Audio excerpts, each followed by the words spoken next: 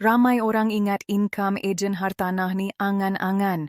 Konon boleh dapat 5 angka, 6 angka. Tapi bila tanya mereka yang pernah cuba, jawapannya sama. Tak jalan. Sebenarnya, bukan sebab industri ni tak bagi income. Masalah terbesar ialah ramai masuk tanpa ilmu, tanpa guide dan tanpa sistem. Masuk terus nak closing tapi tak tahu prospek mana, teknik apa, follow up macam mana.